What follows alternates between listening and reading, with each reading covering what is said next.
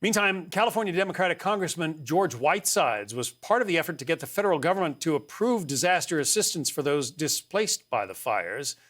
Let's bring in Congressman Whitesides now, whose district is just north of downtown Los Angeles. He's also the co-founder of Mega Fire Action, the first organization dedicated to solving America's mega fire crisis. So I know you've been meeting with local leaders. You've been looking at the damage. What surprises you the most? What stuns you the most? You know, it looks like a war zone in Altadena and in the Palisades. My heart goes out to every family that has lost their home and their treasured possessions, and of course the folks who have lost lives or been injured. This is a very difficult moment for the history of Los Angeles, but we will rebuild once we get through the very difficult next few days with the wind. We will rebuild, and we will help people rebuild their lives. What do you think is needed most right now?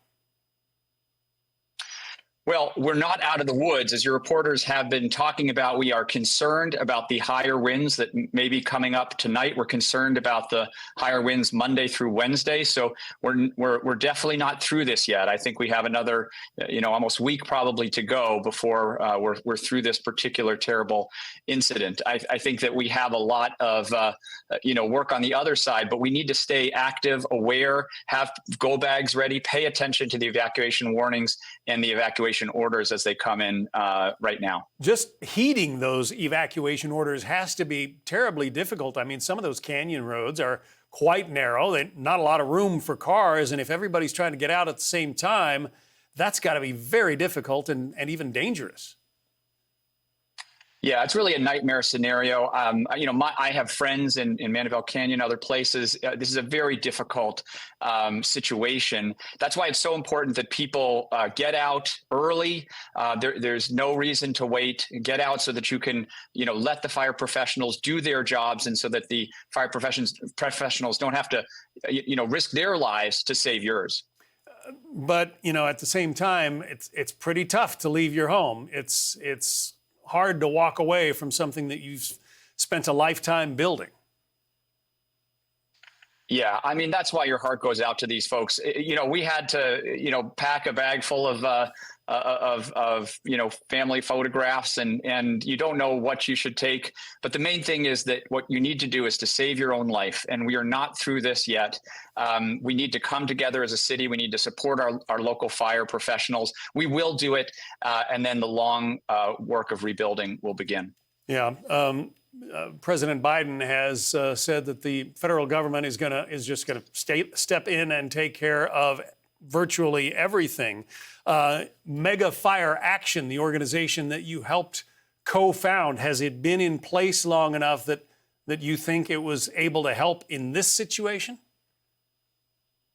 Well, I think, what we need to do now is to start a national conversation around how we as a nation are going to deal with wildfire risk, because what we see is an increasing risk from high intensity fires like the one that we saw here, like we saw in Marshall, the Marshall fire, like we saw in Lahaina, and like we saw in Paradise. And, we really need to take a all of the above strategy to make sure that our communities can become more resilient to this incredibly dangerous risk. We need to make sure that we're, spending the money on hardening our communities. We need to make sure that we're spending the money on fuels reduction around our communities. We need to increase that effort by a factor of 10. And I think we need to invest in technologies that might be able to offer help to the frontline firefighters on these very difficult days, and potentially offer the hope of stopping some of these fires on these very, very difficult days. Yeah, and the word that at least one of these fires, maybe more than one, was arson caused is just absolutely appalling.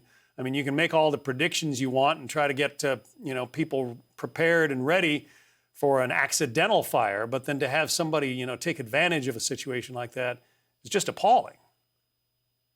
It boggles the mind, and it's almost like no possible punishment would be enough to punish somebody who's caused, if that is the case, this much damage to our communities. But look, right now we're focused on protecting people's lives. We're in an active fire situation in Mandeville and other places around the county. We need to stay focused on that. There will be a lot of time to focus on, the investigation parts of things, but we're really focused on saving people's lives and then putting in place two things. Number one, we need to make sure that we're fighting to get the resources that we need at the federal level and at the state level to help people rebuild their lives. And that's what I'll be working in Washington, D.C. with my congressional colleagues to do very strongly. That's super important. And then putting in place the policies to protect our communities going forward, because we're going to see more of these in the future. Yeah, let's hope we've all learned something. Congressman George Whitesides, whose district covers the north side of Los Angeles, thanks very much. Hi, everyone. I'm Brian Kilmeade. I want you to do me a favor. I want you to click to subscribe to the Fox News YouTube page. This is the only way that I know for sure that you're not going to miss any great commentary, any great news bites, any great interviews coming your way on Fox. You can get it all here on YouTube. So subscribe right now.